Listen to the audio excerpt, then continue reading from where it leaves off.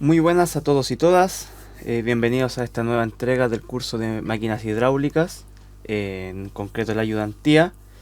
En esta ocasión vamos a ver conceptos muy importantes a considerar para los ejercicios de succión y bombeo.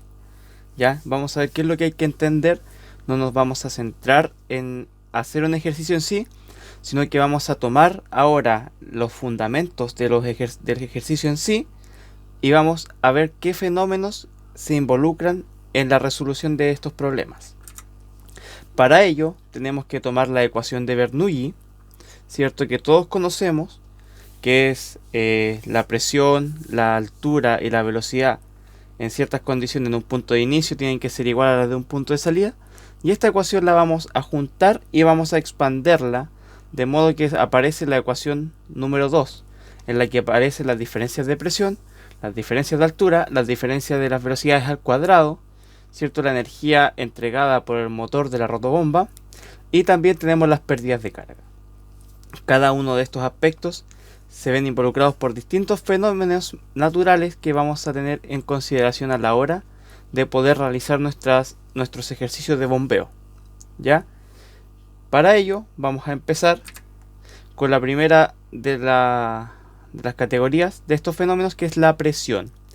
En la presión tenemos dos tipos de presión, que es la presión hidrostática, que es la presión que se produce por el peso del fluido a medida que nosotros vamos descendiendo en profundidad, y la presión atmosférica, que es la presión que nosotros podemos sentir debido a la gravedad y a la interacción que tiene la atmósfera, ¿cierto?, sobre nosotros por un centímetro cuadrado en este caso.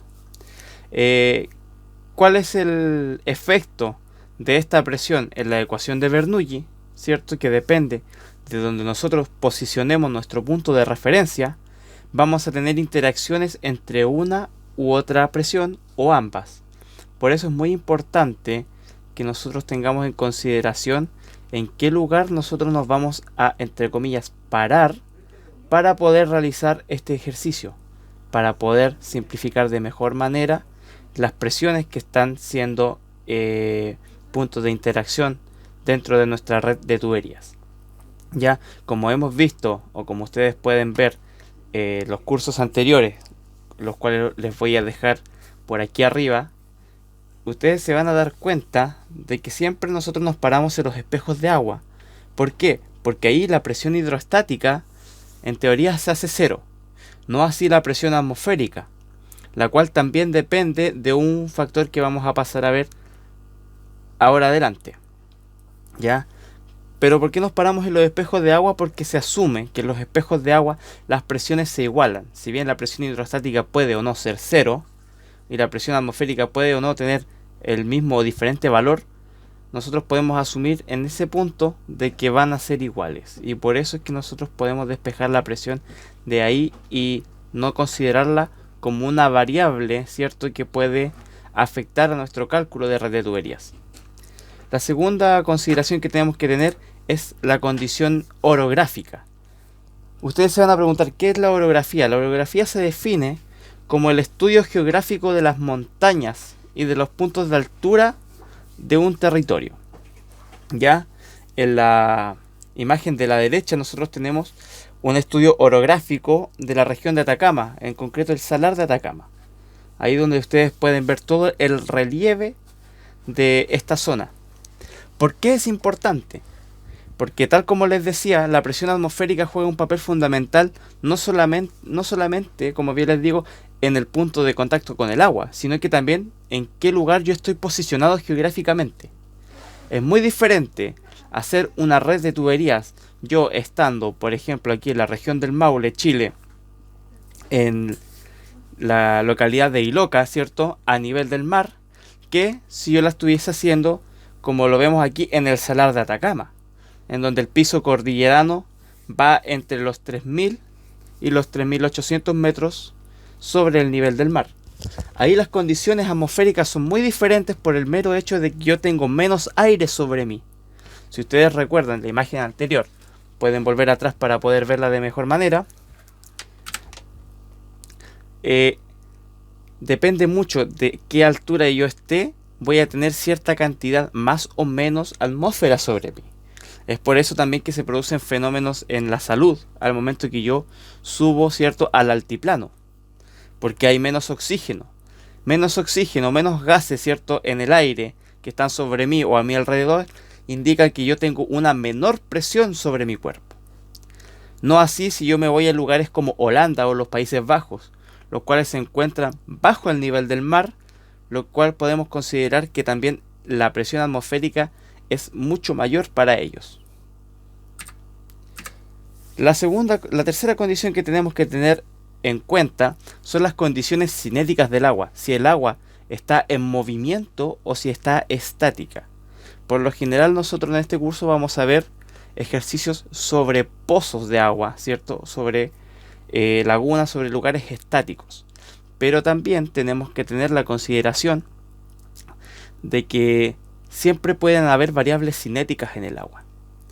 ¿Cuál es la cinética del agua? La velocidad que puede llevar el cauce de agua, por ejemplo, en un río o en una central eléctrica, lo cual vamos a ver mucho más adelante en este curso.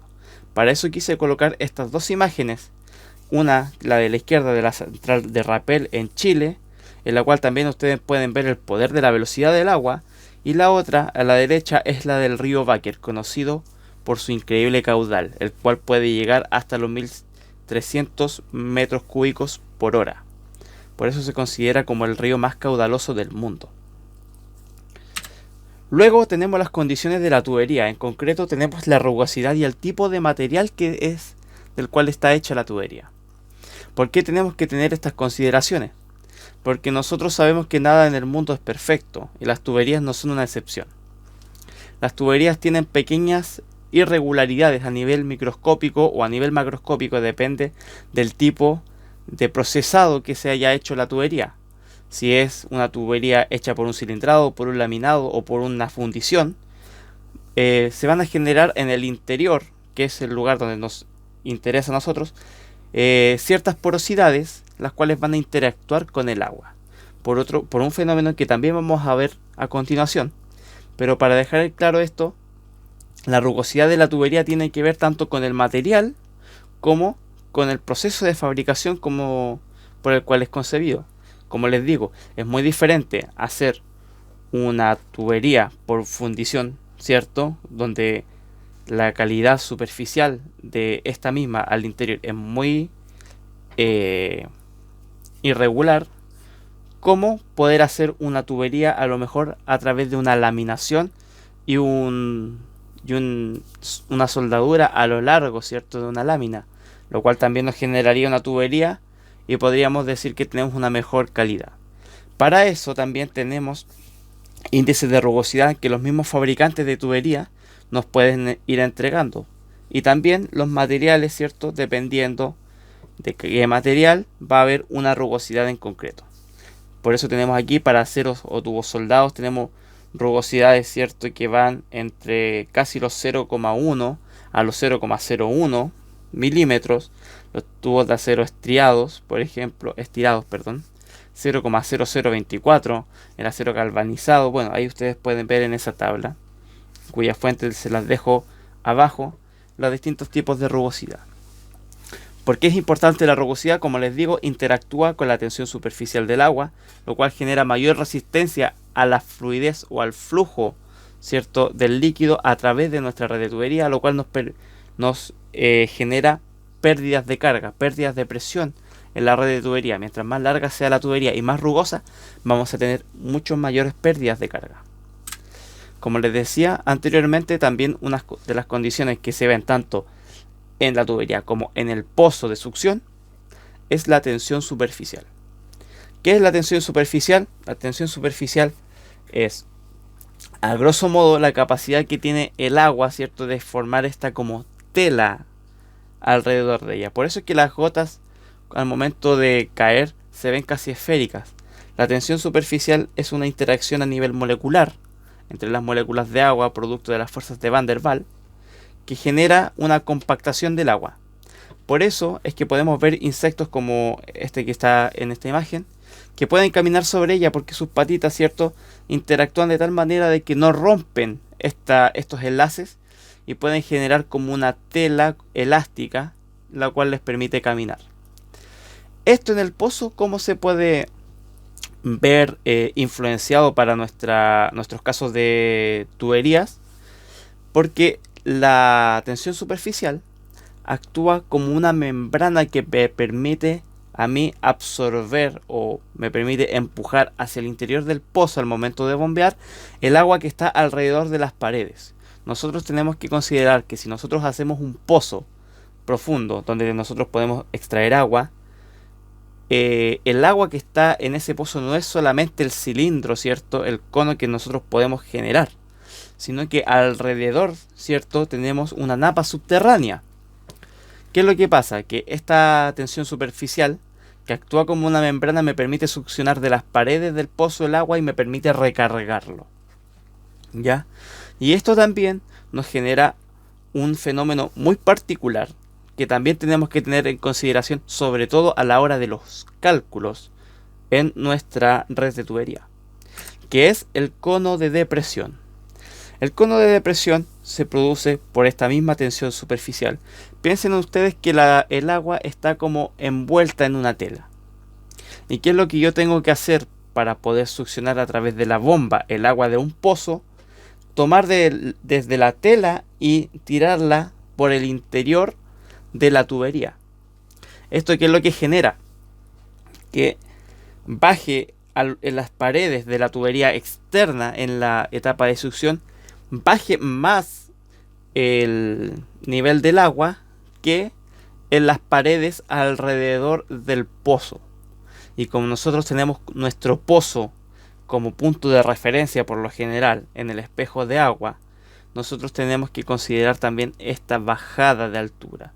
Dependiendo de la velocidad de succión de la tubería y del tamaño del pozo, nosotros podemos ver un cono más o menos pronunciado.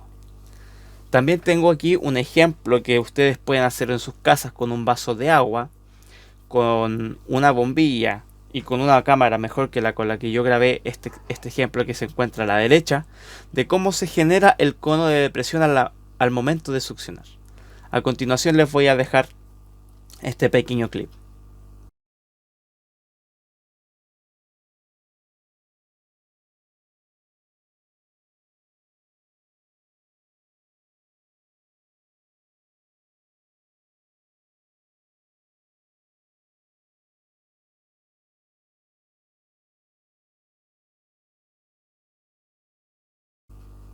Como se puede ver, no muy claramente en la imagen, eso sí, se genera este pequeño conito, esta pequeña burbuja que baja y vuelve al momento de que se deja de succionar o cuando se mantiene un nivel de succión ya estable.